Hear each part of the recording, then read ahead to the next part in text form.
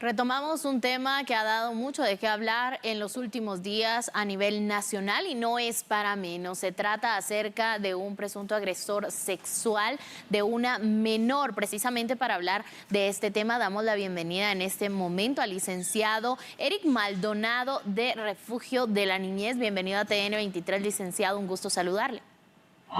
Gracias, Ana Lucía, y a todos los espectadores. Siempre es un gran gusto. Definitivamente es un tema que hay que abordar para hacer conciencia en la sociedad y por supuesto para que los padres de familia y quienes tienen al cuidado menores de edad, por supuesto, tomen todas las medidas de precaución y evitar incidentes como este que se ha viralizado desde el viernes pasado. Según los datos de Refugio de la Niñez, licenciado, ¿cuáles serían los casos que ustedes han manejado hasta este momento?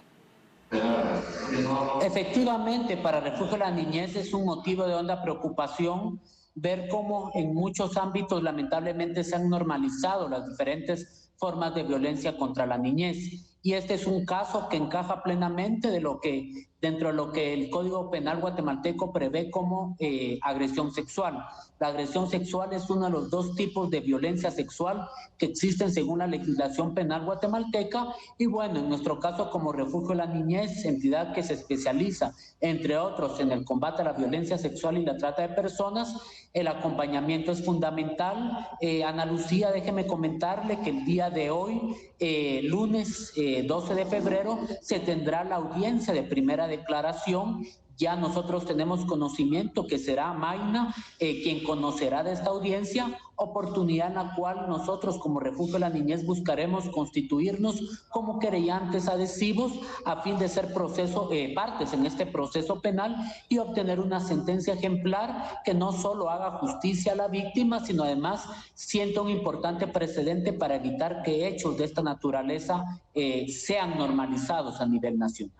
Definitivamente, el licenciado Maldonado, es un acto indignante para la población y por supuesto que deja secuelas en el caso de la menor de 17 años que fue víctima de este agresor. ¿Cuáles serían esas secuelas y qué línea se debería seguir para poder ayudar psicológicamente a una víctima?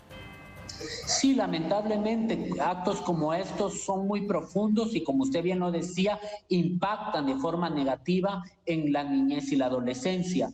Hay diferentes formas de violencia sexual, pero todas tienen fuertes implicaciones, lo cual obliga a que cualquier víctima pues sea beneficiada con un acompañamiento terapéutico que es un elemento fundamental. Las secuelas van desde problemas en el interrelacionamiento social, ya en la edad adulta, cuando fueron formas muy fuertes de violencia sexual, pues inclusive hasta dificultades o trastornos para sobrellevar una vida en pareja. Por supuesto, cuando la violencia viene por parte de una persona que ejerce autoridad, esto se hace más grave. Nosotros como Refugio de la Niñez lamentablemente hemos logrado identificar que en el 90% de los casos de violencia sexual contra niñas y adolescentes la misma proviene por parte de algún familiar cercano o por parte de alguna persona responsable de su cuidado, entiéndase director, profesor o en algunos casos pues algún líder religioso. El caso que comentamos pues no encaja dentro de estos supuestos, pero también vemos elementos como la asimetría de poder, el tema de edad, el tema de formas de manipulación que utilizan los agresores para acercarse a la víctima, muchas veces a base de engaños. Entonces sí, las secuelas son realmente muy profundas. Entre mayores la violencia sexual y más continuada, se requiere un mayor abordaje terapéutico y, como comentaba, adicional al tema psicológico, el acompañamiento social, previendo el acompañamiento y el acompañamiento jurídico también, previendo el acompañamiento jurídico como una forma de restitución de derechos para obtener sentencias ejemplares y sobre todo reparaciones dignas para las víctimas. Importante información para trasladar a la población guatemalteca, licenciado Maldonado, pero también surge de una o de otra manera la pregunta respecto a este tipo de abuso que no es una violación consumada específicamente, pero que es un tipo de violencia hacia esta menor. ¿Cómo podríamos explicarles a los televidentes este tipo de abuso?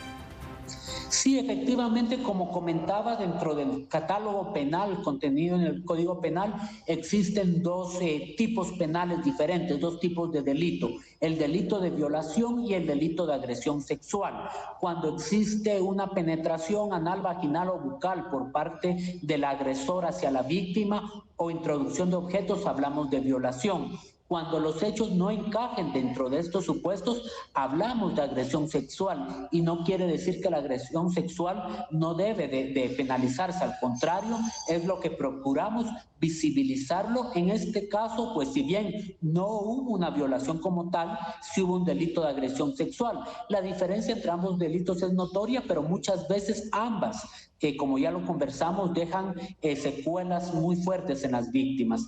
Entonces, efectivamente, el hecho de que no se haya consumado una violación no quiere decir que no exista delito.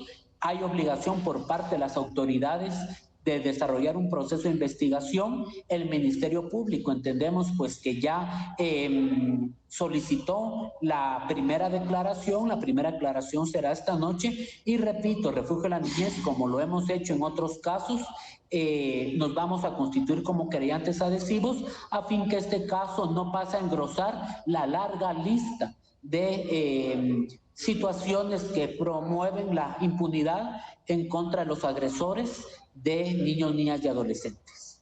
Muchas gracias, licenciado Eric Maldonado de Refugio de la Niñez, por ampliar el tema y por supuesto poner las cartas sobre la mesa respecto a esta agresión que ha quedado grabada en video, pero que definitivamente como padres de familia debemos estar alerta para evitar que nuestros pequeños sean víctimas de personas como la que observamos en este momento en nuestra pantalla.